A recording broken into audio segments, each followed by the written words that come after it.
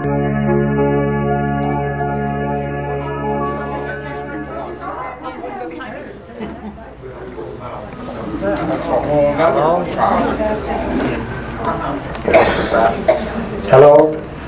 Welcome to our Call to Care Coordinating Council meeting. It's not often that I have the opportunity of meeting a true celebrity, but I saw Jennifer Longdon profile on New Times. I said, this is a person that I need to get to know. And so I called the editor, I called the author of the article and left my email address, and Jennifer graciously sent an email to me, and that's how our friendship developed. But we have an opportunity to hear a fantastic presenter on disabilities and gun violence. Jennifer Longdon. Thank you.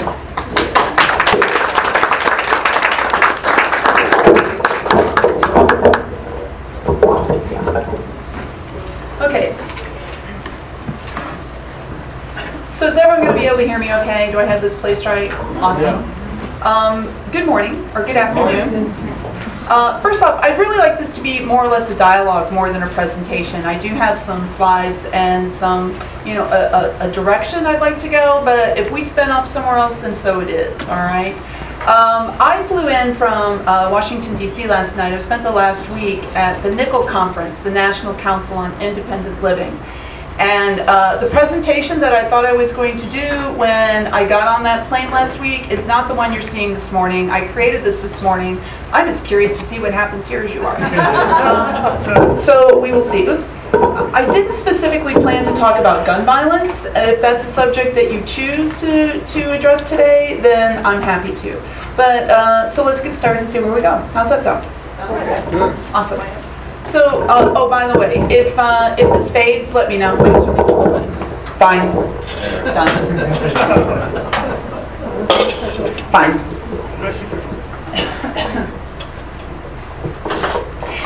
So, the first thing that I'd like to talk about is, or the first thing I'd like to address is, one of the things we're going to be talking about is identity.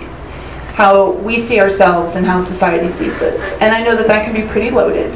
But we each voluntarily and involuntarily wear labels that impact the way that we move through the world and how the world allows us to move through it, right? So when it comes to identity, I have kind of a provocative question. Did anyone have a radical change in their self-identity today? Did anyone go to bed last night male and wake up this morning female? Go to bed last night Asian and wake up this morning black. Go to bed last night straight, wake up this morning gay. No, that didn't happen, right? So for me, in one moment I was able-bodied, and in the next moment I was disabled. And that is a very radical change in how you look at the world and how the world looks at you. And it can take quite some time to learn how to move through the world with that new label that you wear or that society puts on you. I also happen to be a member of the least exclusive club on the planet. Male, female, Republican, yes, I kind of like some of them, Democrats. It matters not your gender, any other label that you identify yourself.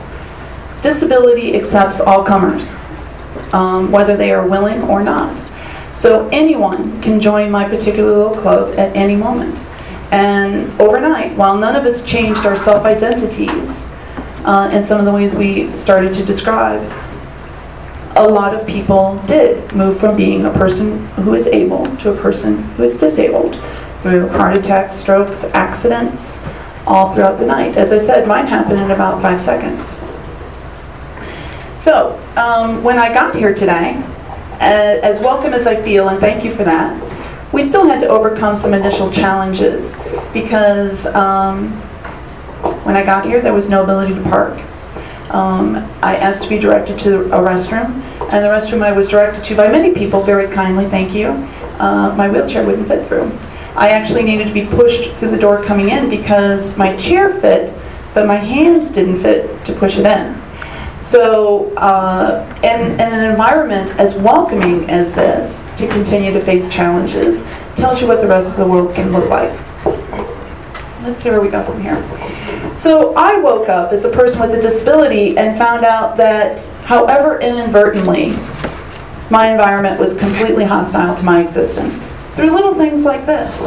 Through attitudes like ugly laws. Now this was Chicago's ordinance in 1911, but the philosophy, the mindset still exists. No person who is diseased, maimed, mutilated, or in any way deformed so as to be unsightly or disgusting. Am I unsightly and disgusting? No. Object or improper person to be allowed in or on public ways or other places. You know, that old Victorian trope of, you know, the disabled relative chained in the attic. It has some truth to it. And for many years, people like me simply weren't welcome out in public. In 1927, in a Supreme Court ruling, it was okay to sterilize people who were disabled. That's never been overturned. And while the institutional practice of sterilizing people with disabilities has stopped, it is still perfectly acceptable for parents to sterilize their children with disabilities for no reason other than the fact they have a disability. There was just a case that happened 3 years ago. Oliver Wendell Holmes, the great jurist. It's better for the world to execute degenerate offspring and prevent those that are unfit from continuing their kind. My kind isn't welcome. So then we kind of get here. You're a group that understands social justice, progressive thought leaders here. Who knows who this gentleman is up here in the top corner, Matthew Shepard? Everyone familiar with that name? Matthew Shepard, a young man who was in Wyoming, chained to a fence and stoned with dirt clods and murdered by some young men, homophobic young men. Emmett Till, who's familiar with Emmett Till? Yeah, right. Yeah. Emmett Till had the audacity to leave Chicago one summer and go to the South and happened to look sideways at a white girl.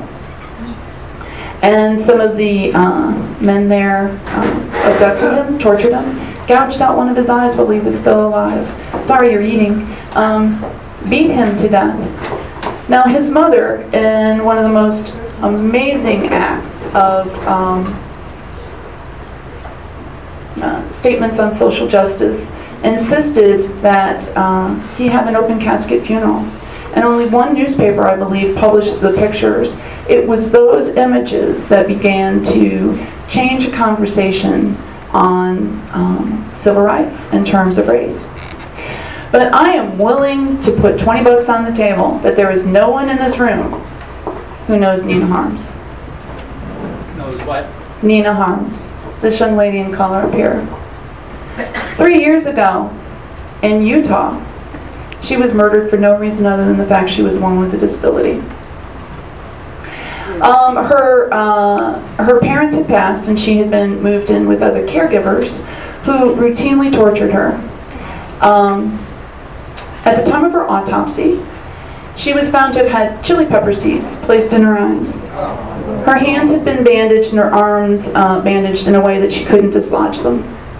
Routinely, she was placed in a closet in a crucifixion position. She was beaten, she was tortured, she was starved, and finally her body gave out. Now here's the thing, unlike Emmett Till and Matthew Shepard, whose tragic deaths radically changed or started a conversation that has helped us move toward change. In the media, the discussion on Nina's death was around how overwhelmed her caregivers must have been, that they finally moved into this level of cruelty, how awful it was for them to have tortured her. And that happens over and over and over again. I chose Nina, I could have given you another 20. What were the years of Nina, about when that happened? Nina was 22 when she died, and it was 3 years ago? 3 years ago, I think, in Utah. It's very recent. Just recent. Yeah. And there are more, but she was the first one that came to my mind this morning. So again, when we talk about social justice, people who are interested in social justice and a progressive way of life understand a great deal about history and culture, but I have a history and culture too that no one seems to know. Who knows what this picture is? Martin Luther King where? Guess. Yeah, the I Have a Dream speech. But many of you people can even recite it, can't you? Where was that, Selma? No, that was in D.C. The I Have a Dream speech was in D.C. This is Justin Dart. In disability awareness, he's considered our Abraham Lincoln. Justin Dart gave a speech on the eve of the passage of the Americans with Disabilities Act. That if I begin to say it, I'll just cry. Google it, it's worth reading. You recognize this, the March to Selma, right? And all of those images that we're so familiar with when we start talking about civil rights. Do you know what this is? Women's suffrage, right? We know these images. We know what they mean. We have stories. We understand that there has been an oppression of people for a simple label. Black, female, LGBTQ. That we have worked to change. This is from 1990. Do any of you know what it is? It's one of the most important images in my life right now. You're nodding. Do you know what it is? Jesse, right? Right? It's called the Capitol Crawl. The Capitol Crawl.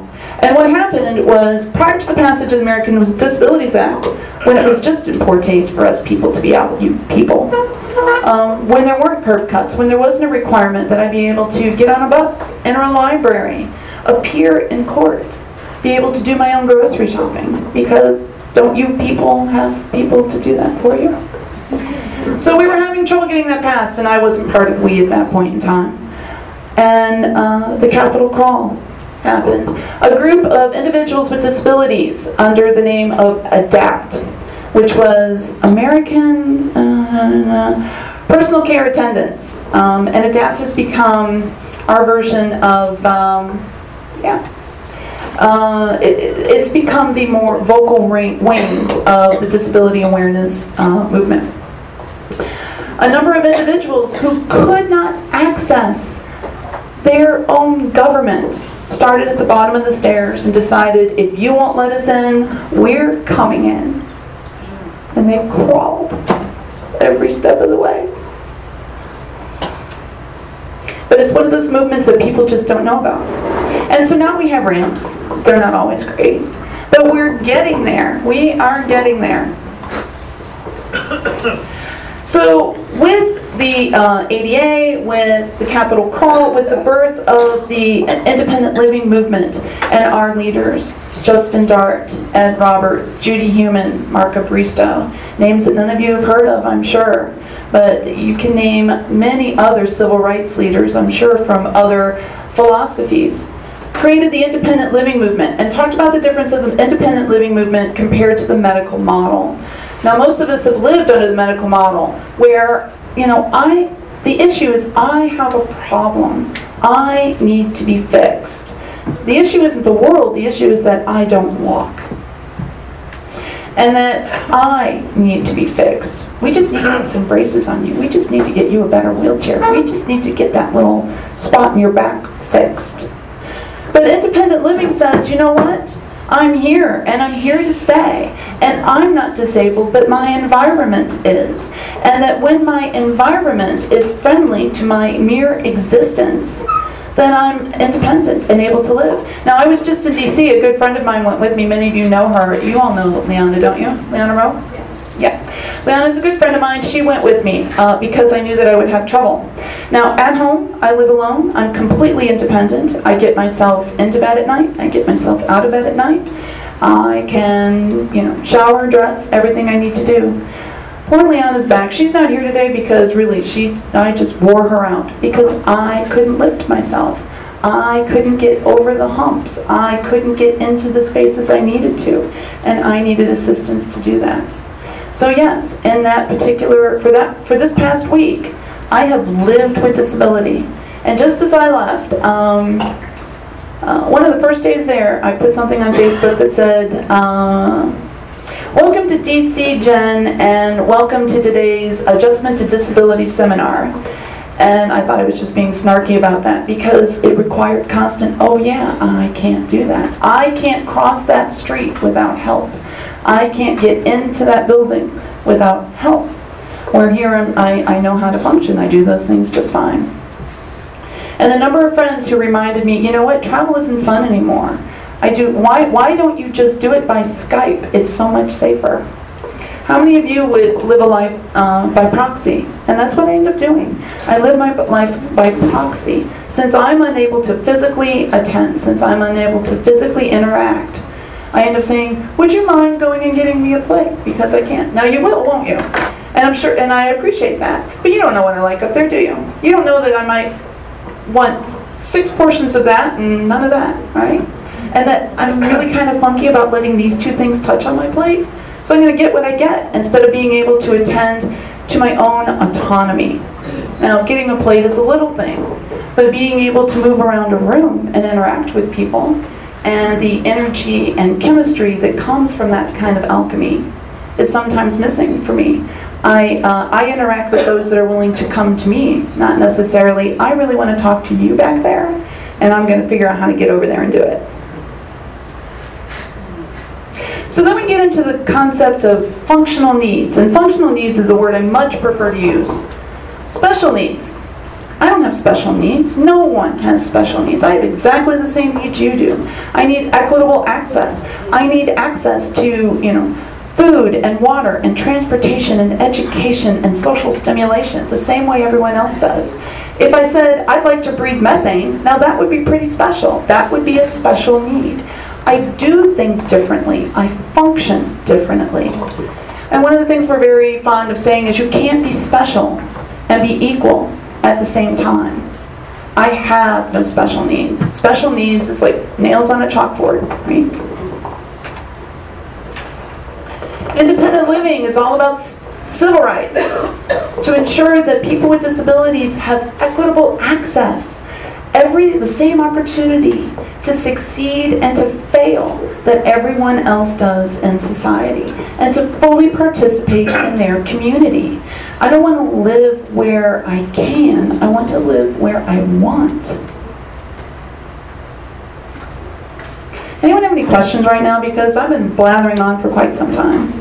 All right, we'll start here, and I see you in the back. Go ahead, Jesse. How equally can you function here at Phoenix? Like access to the light rail, the bus system, I know has an up and down thing, but other buildings, like the federal buildings and places that you need to go to, your medical buildings, the church here, we apologize for the agreements, but the thing is that we're working on it, you know what I'm saying? But the thing is that how much work does Phoenix have to do in the legislative ways of passing these bills for you to be able to function as a normal person like I do. It's ongoing, you know what I'm saying?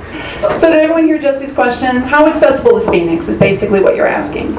So I live in Phoenix I lived here prior to my injury, but I live here for several reasons. And it is, as far as accessibility goes, like metropolitan areas, Phoenix is overall pretty good. It's one of the friendlier cities. Much of Phoenix was built post-ADA.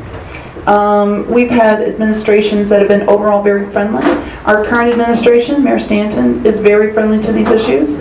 I sit on the Mayor's Commission on Disability Issues. I'm the immediate past chair.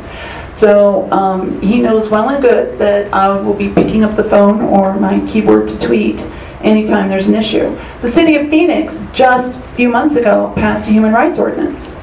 I sat through, yay! Was anyone at the Orpheum that night?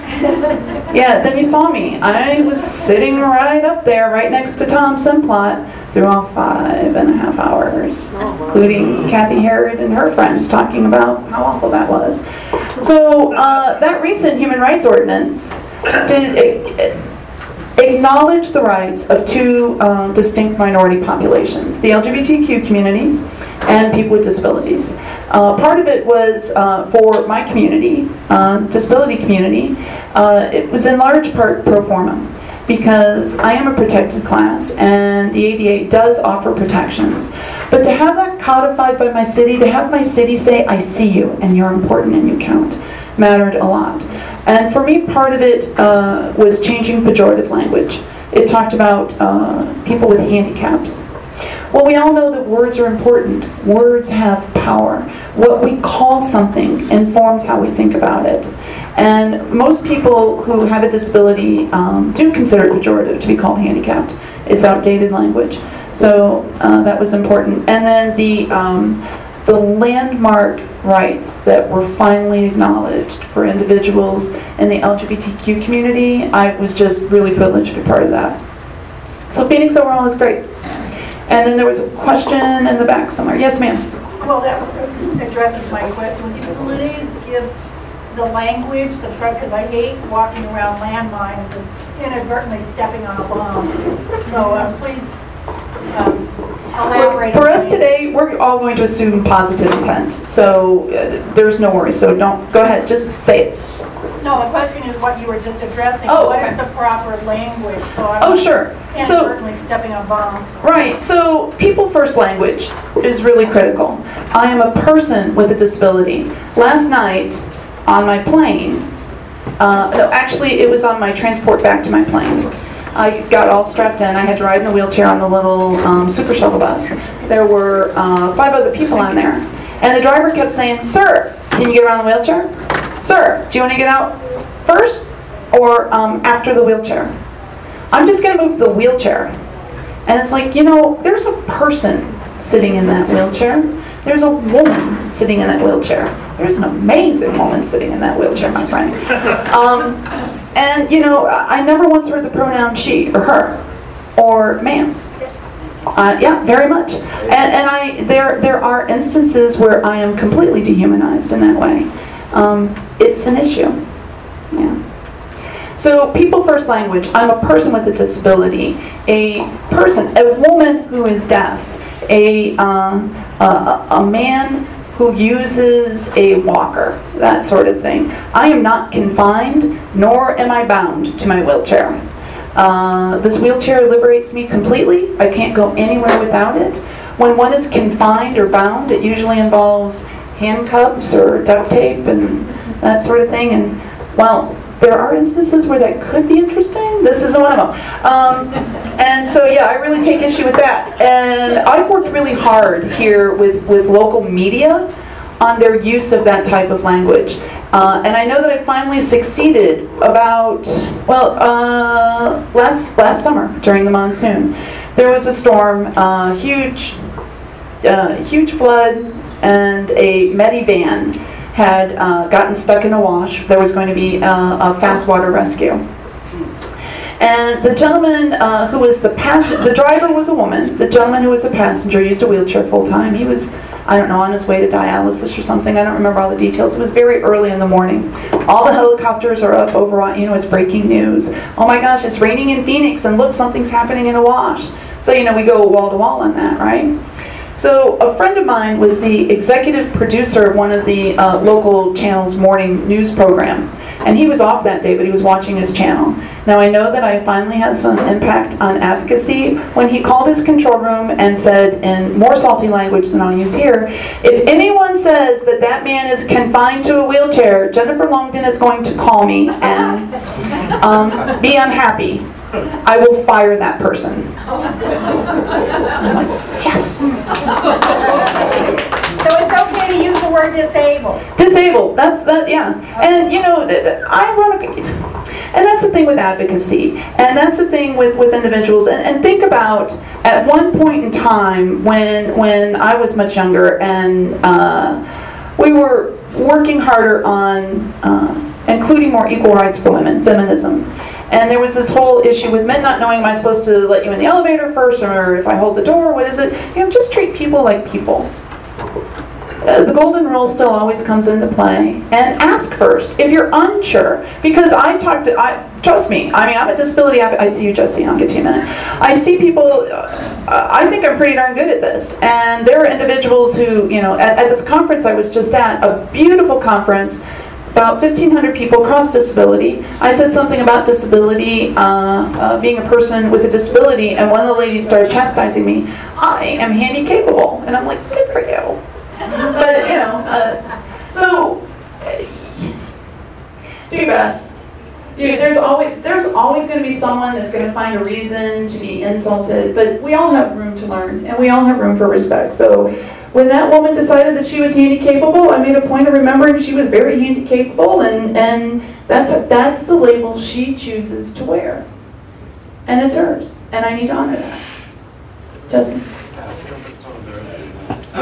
Is that when I was working, because I'm a nurse and a new profession, and I always taught my nurses to pay respect to disabled people, because if I asked them, I would tell them, I said, look, if you got to treat them the way you would like to be treated. But people simply forget that, because we were brought up as a stigma on people being labeled as disabled, as gay, as as black, white, you know what I'm saying, poor, non-poor, you know what I'm saying. So this is going to be a struggle, and always has been a struggle. You know what I'm saying? But the suggestible thing that I do to people that when I travel, because I travel by bus now and I travel by civic transportation, that I tell them, I says, look, how would you like to be treated if you were the one that was being raised, and your dignity is not being raised with you? You understand? And I would treat the person, I would point back. Yeah, my voice is gone. I would tell the person to treat the person as you would like to be treated. You know what I'm saying? Because even here in our spiritual realm of our church, we have to treat people the way they want to be treated, not as we expect them to be treated. You know what I'm saying?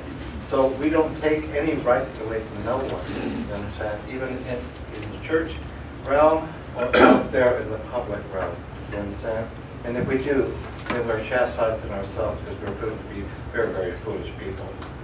And this is what I was installed with, from my parents raising me, from my career, orientation, and as an adult, and a full-grown, responsible adult, of my attitude, good attitude.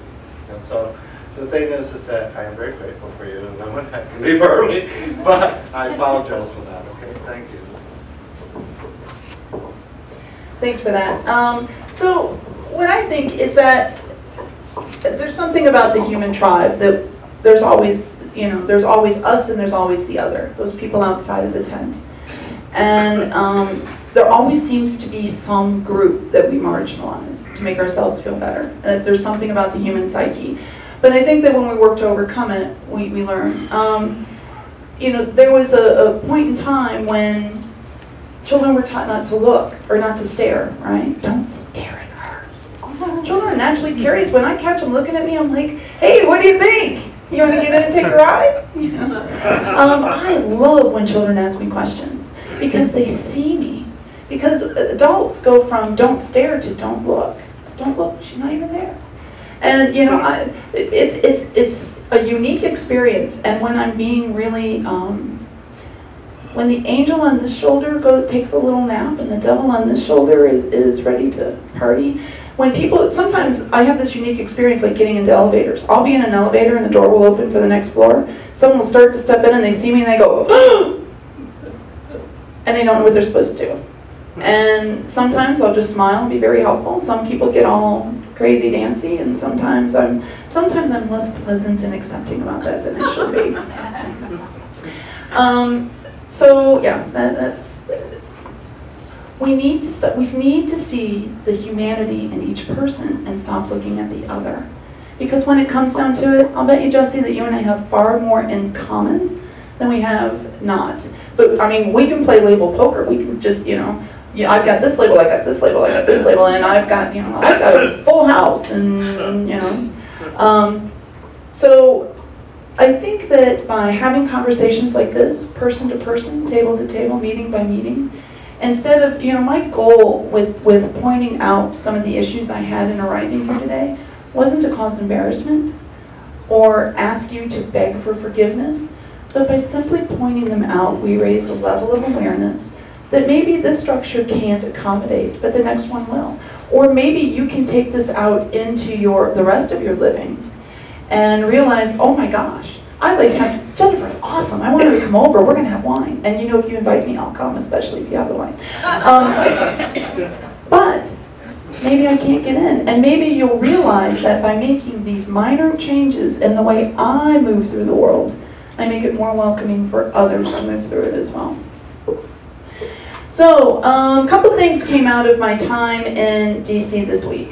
Our legislative agenda that we're working on. It's actually this big booklet. I have not internalized it yet, so I brought it along with me. Here it is. One of the things that we're currently working on that I would love your help on would be ratification of the CRPD, the Convention on Rights of Persons with Disabilities. You may have heard of it. Bob Dole was on the Senate floor looking for our ratification of this UN treaty, and it was defeated by 5 senators. 5 senators walked over and shook his hand and then voted against him. And there's been a lot of misinformation. My most favorite is that with passage, if the U.S. signs on to this treaty, then the UN can come into your house where you homeschool your special needs children, their language, and take them away. Yeah. And now think about that for a second. The UN is going to come into your house and do anything. That's not going to happen.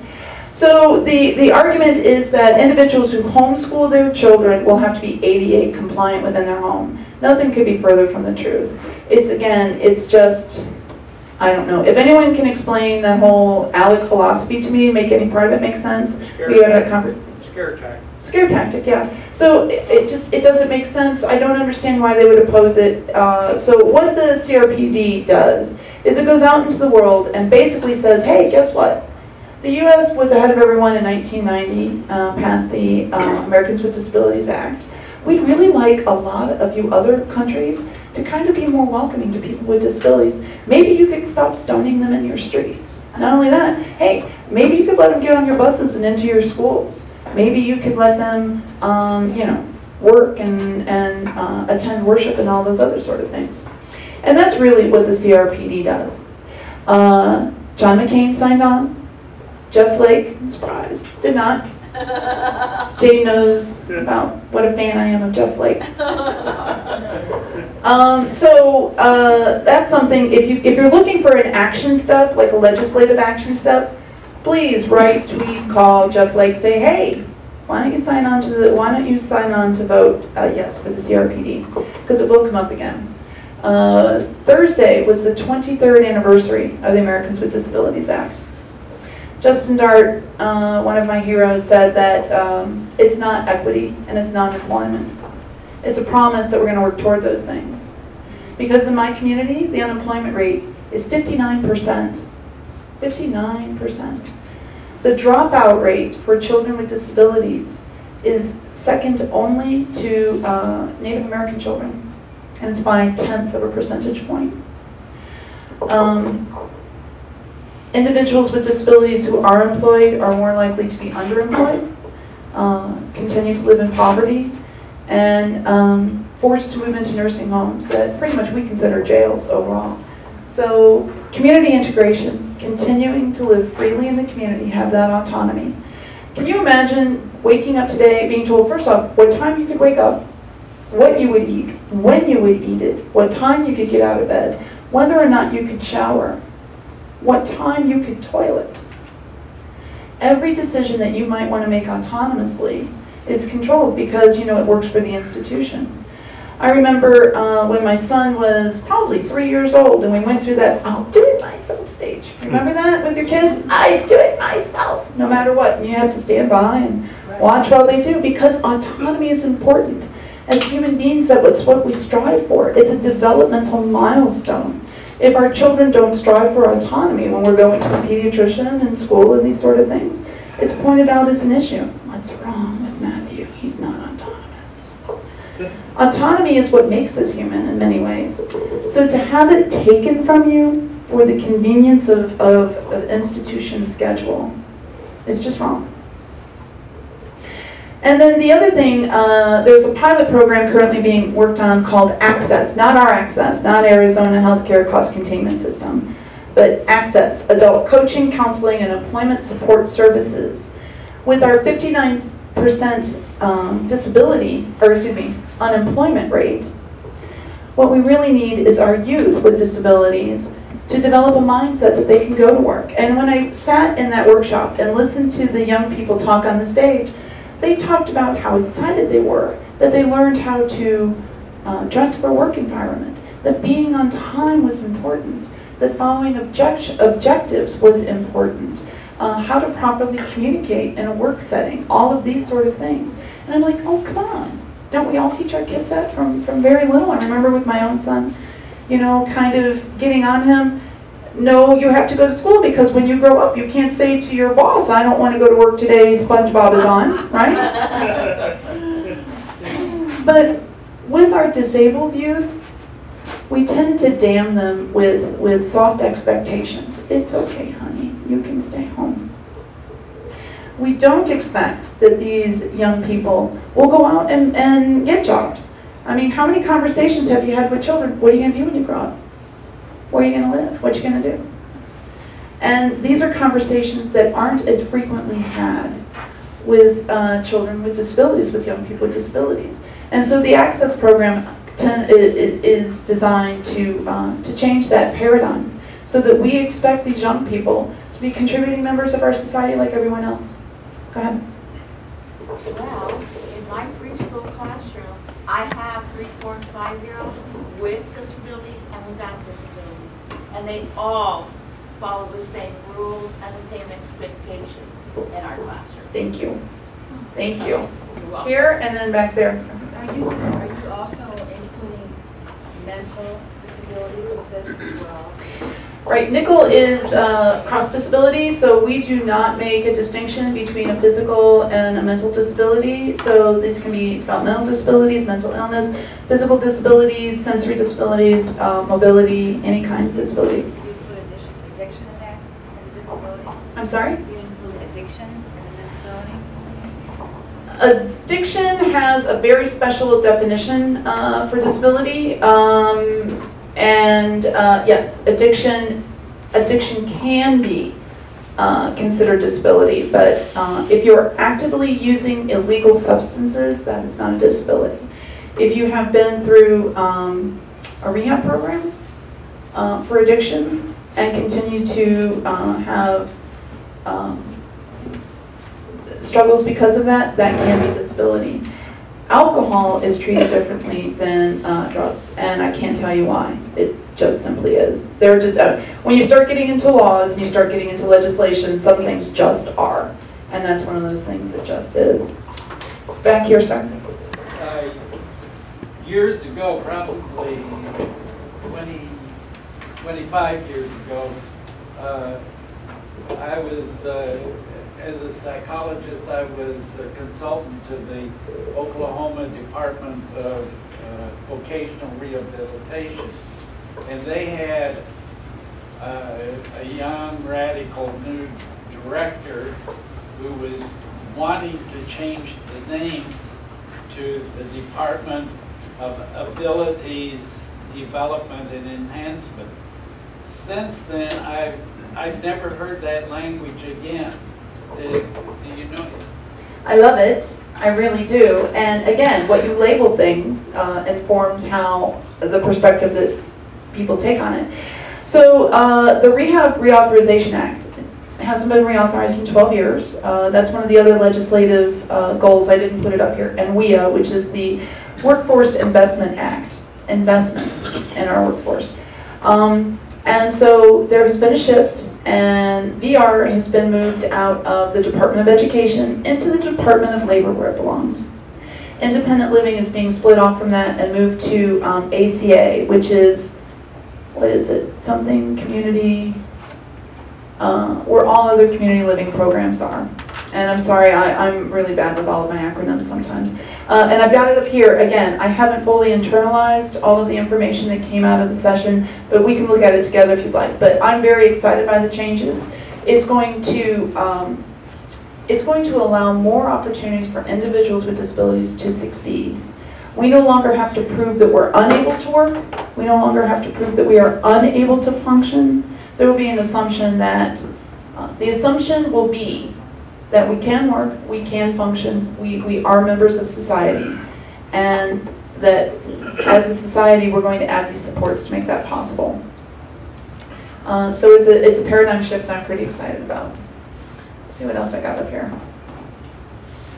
Nothing about us without us. Famous Justin Dartism. Hugely important, because for so many years, well-meaning individuals have decided that they knew what needed to happen in the disability movement, that they would make these decisions for us.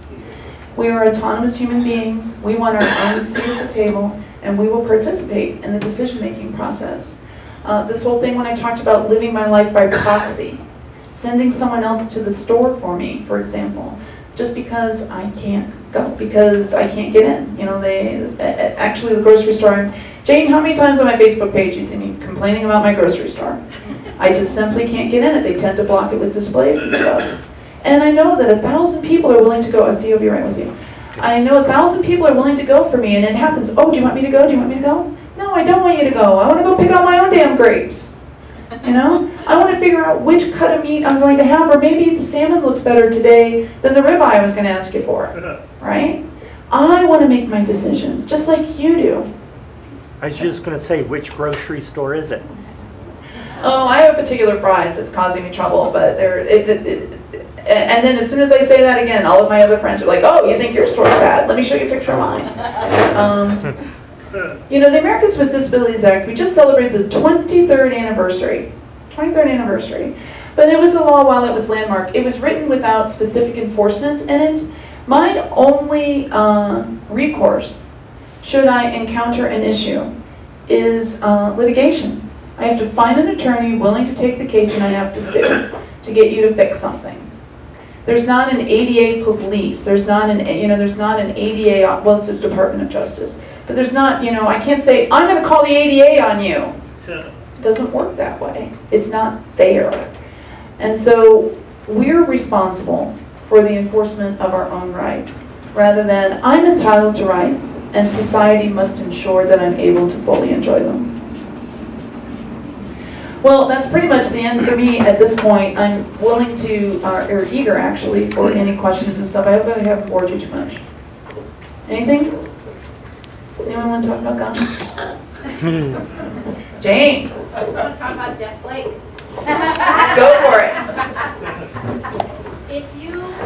I try to keep track of what you're up to on Facebook, and maybe you could let people hear, like your page or whatever, so that they can keep up on it too. And we could send something out when there's important legislation coming up and let people know about it. I'd love that.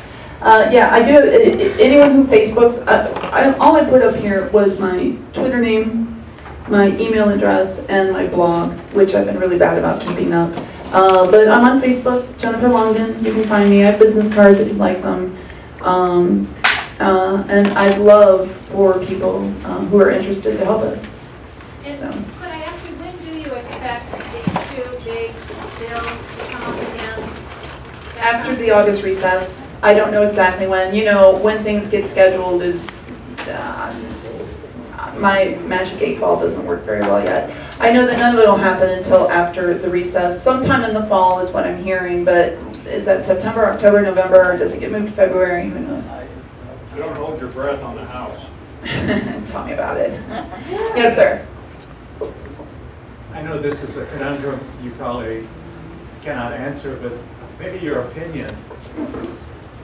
How do you keep from allowing, maybe allowing is the wrong word, people from perceiving you totally in terms of your disability? Because you are more than your disability, and yet it's important for people to know that what your disability, how that prevents you from doing things like getting in the store or in our bathroom, which I've talked about here. Oh, you're the one that's been talking about that. 9 years of living with disability, and I'm not sure I still know how to do that. I'm constantly asked to speak for an entire culture and group of people. I'm constantly doing a dance of, is this the time when I just shut up and let it go and enjoy cocktails with my friends? Or do I go, no, you're not allowed to call me that, or I can't get into your bathroom? And so it's a very delicate dance of working on ensuring not only my rights, but I really feel a duty to ensure that those that come behind me have what I have and more. That I have a voice and I'm willing to use it. I'm a troublemaker, I have no problem with that. It's great to have a legitimate cause to use it for. But there are a lot of people that can't or won't advocate for their own behalf. So if I can get that restaurant to fix their curb cut, then everyone can use it. But figuring out how to do this without burning out my friends or burning out my voice, so that when I call the mayor's office, they're not like, oh, Jennifer's calling about another damn curb cut, but rather, Jennifer, let me hear what you have to say. You're right, we need to deal with that. Anyone else who advocates, if you tell me how that dance works, I would love to know, because I don't know it. When I was in grad school, I was an aide to this guy who was in a wheelchair, nearly quadriplegic. But he went through law school and was the corporate counsel for the largest bank in Atlanta. And after a while, even though I attended him, I didn't see his disability. I saw him for who he was. And you saw beyond his disability. What's that? You saw beyond his disability. That's correct, yeah. Yeah, there's a human inside there. That's right. Who knew? And as a person who could do things, marvelous things that I couldn't do, you know, so. Well, yeah, every person brings gifts and talents, and when we marginalize or ignore any individual, you know, we as a society, as a tribe, lose out on what that individual brings. Yeah.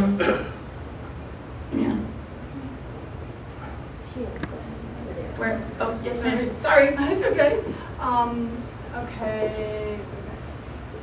Oh, I just want to assure people that I think everything you're talking about, I deal with more with the mental health area, is equivalent for the mental health. It may not be a physical barrier of going shopping, but it might be an executive function. Exactly. Of a checkbook and just not being able to buy a product and getting frustrated and needing to leave. Okay, the other thing is, what wisdom can you share about our young people acquiring their identity when they have a disability in their adolescence, when it's a part of their lives and that whole adolescent thing?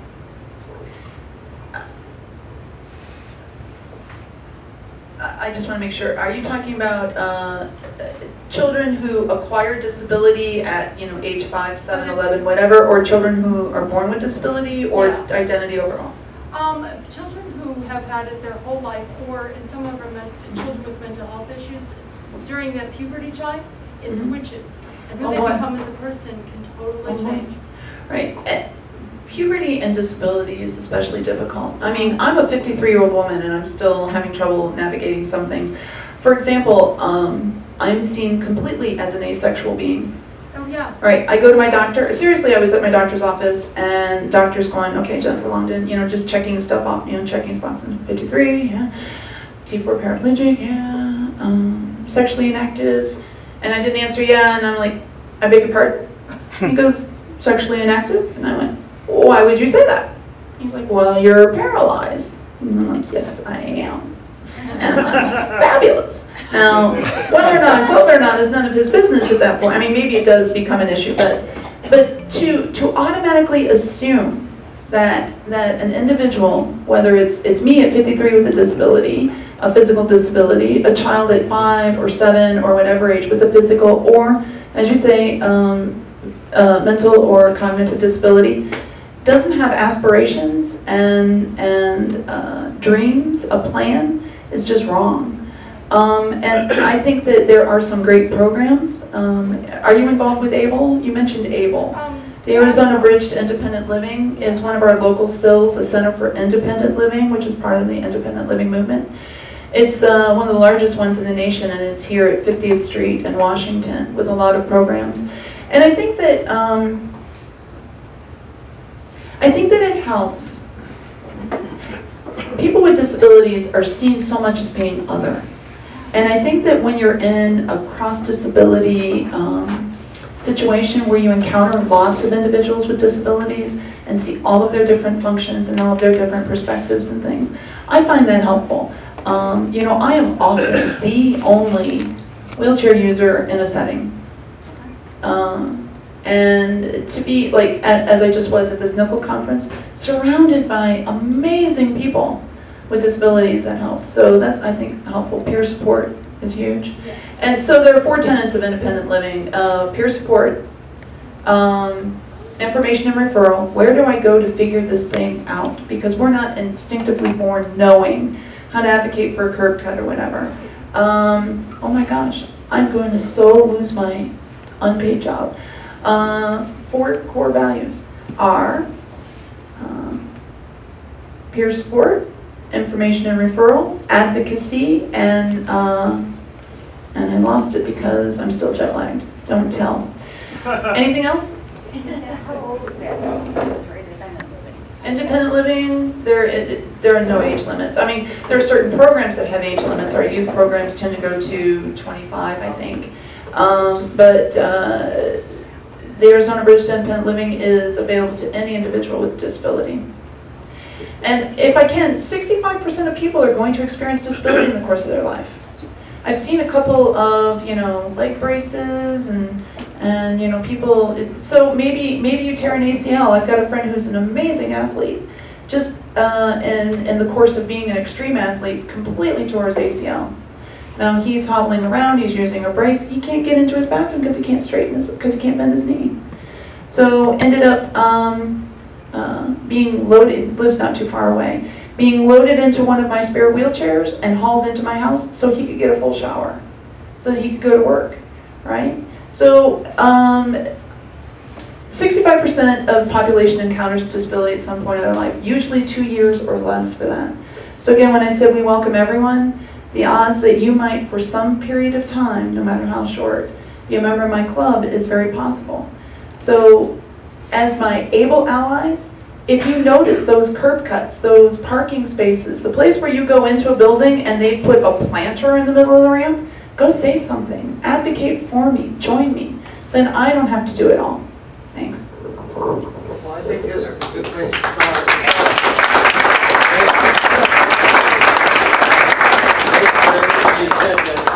I'm going to ask our Pastor Wally to send us forth. So maybe we stand and hold hands.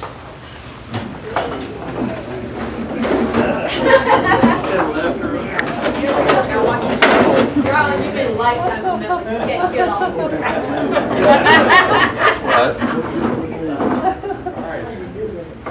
Let us pray.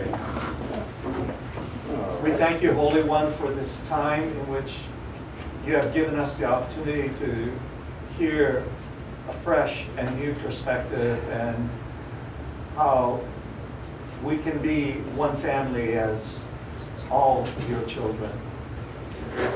We thank you for Jennifer and for her tireless work on behalf of people who have been rendered silent by so many. We pray that you would bless her work and help us to advocate wisely alongside of her, shoulder to shoulder. Amen. Amen. Amen.